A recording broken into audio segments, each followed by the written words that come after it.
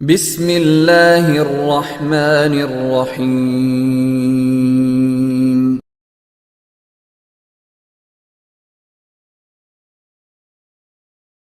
اس سے نہیں ہے کہ فلاں مسلک کے پیچھے نماز پڑھ سکتا ہے، ہر مسلک کے پیچھے نماز پڑھ سکتا ہے، لیکن یہ ضروری ہے کہ امام مسلمان ہو۔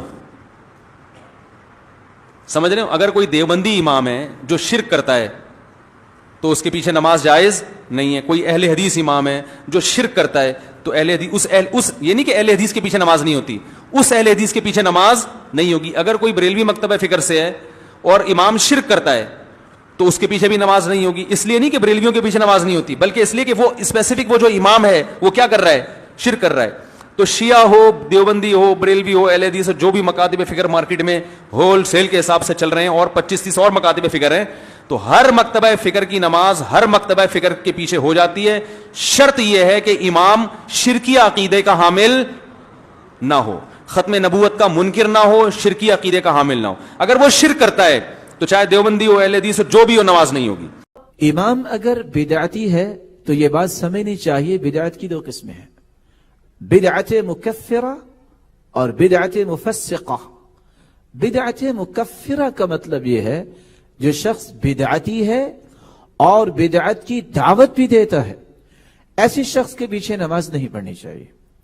اور اگر کوئی شخص بدعت مفسقہ میں ہے، بدعت کے پیچھے لگا ہوا ہے اور آپ کی نماز جا رہی ہے، تو صحیح بخاری کی روایت آپ کے سامنے ہونی چاہیے، یصلی خلفہ وعلیہ بدعتہ، اس کے پیچھے نماز وقت پہ پڑھ لو، اس کی بدعت اس کے سر پر ہے۔ جو شخص بدعت مکفرہ نہیں کرتا ہے تو انشاءاللہ عزیز اس کے پیچھے نماز ہو جائیں گی۔ اس کی دلیل میں صحابہ کی زندگی سے دیتا ہوں۔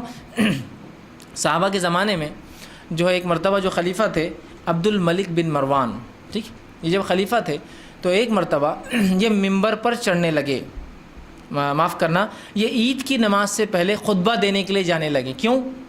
اس لیے کہ ان سے کچھ لوگ ناراض تھے، اور عید کے بعد چونکہ عید کا خطبہ ہوتا ہے اور عید کا خطبہ سننا چونکہ واجب نہیں ہے، بہت سارے لوگ اپنی ناراضگی بتانے سے اپنے خلیفہ کو عید کا خطبہ نہ سن کے چلے جاتے۔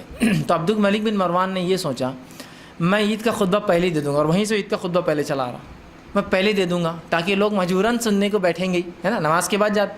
تو اس نے عید کے خطبے کے لیے جب کھڑا ہوا تو صحابہ نے پیچھے سے گریبان پکڑ لیا کہ کہا تم یہ کام نہیں کر سکتے ہو، لیکن اس نے ان کا گریبان ہاتھ جھٹک کر جا کر کھڑا ہو گیا اور خطبہ دیا، لیکن ایک بھی صحابہ عیدگاہ چھوڑ کر واپس پلٹ کر نہیں گیا ادھر، چونکہ امت کی اجتماعیت سب سے اصل ہے۔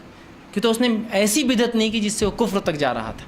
بدعت تھی، خطبہ تو دینا سنت ہے، اس نے ایک بدعت کیا کی، پہلے دیا، لیکن یہ کفر والی بدعت نہیں تھی۔ لہٰذا صحابہ کا اس کے پیچھے بیٹھے رہنا اس چیز کی دلیل ہے کہ صحابہ نے اس بدعت کی وجہ سے، ابتدائی کرنے کی وجہ سے، اس کے پیچھے نماز کو نہ پڑھنا اپنے اوپر جائز قرار نہیں دیا۔ یہ بتائیں نا نماز میں کیا بدعت کرتا ہے وہ؟ دیکھیے، ایک ہے بدعت عام کرنا کسی اور معاملے میں، کوئی رسم کر رہا ہے، کچھ اور کر رہا ہے، بدعت کر رہا ہے۔ نماز میں کیا بدعت کرتا ہے؟ ڈاکٹر صاحب جیسے نماز کے بعد فوراً ہی جیسے کلمے کا ورد شروع ہو جاتا ہے، جبکہ سنت سے یہ ثابت نہیں۔ وہ تو نماز ختم ہو گئی، اس کے بعد ہوا ہے۔ لہٰذا جہاں نماز، میرے نزدیک ایسے لوگوں کے پیچھے بھی نماز پڑھ لینے میں حرج نہیں ہے، اس لیے کہ حضور نے تو فرمایا ہے صلی اللہ علیہ وسلم، صلو خلف کل بر و فاسق، کوئی شخص جو ہے نیک ہو یا بد کردار ہو، اگر وہ امام ہے اس کے پیچھے نماز پڑھ لو، جماعت مت ترک کرو۔ ہاں، آپ کو اگر یہ اندازہ ہو کہ ذرا فاصلے پر ایک اور مسجد ہے، وہاں کا امام جو ہے زیادہ متقی ہے اور وہ سنت کا پیروکار ہے، اور آپ وہاں جا کر پڑھ لو، کوئی حرج نہیں، بہت اچھی بات ہے، آپ کو ثواب زیادہ مل جائے گا۔ لیکن یہ کہ اس وجہ سے جماعت کو چھوڑ دینا صحیح نہیں ہوگا کہ میں تو اس کے پیچھے تو جا کے نماز نہیں پڑھوں گا، گھر پڑھ لوں گا، وہ ٹھیک نہیں ہوگا۔ ہم اہل سنت کے پیچھے نماز پڑھنے کو جائز سمجھتے ہیں، میں خود اس پہ عمل کرتا ہوں، صرف تقریر نہیں کرتا۔ جب کبھی ایسا ہوتا ہے اہل سنت عالم کھڑا ہوا ہے تو میں اس کے پیچھے نماز پڑھتا ہوں، ہاتھ کھول کے پڑھتا ہوں، سجدہ کا رکھ کے پڑھتا ہوں،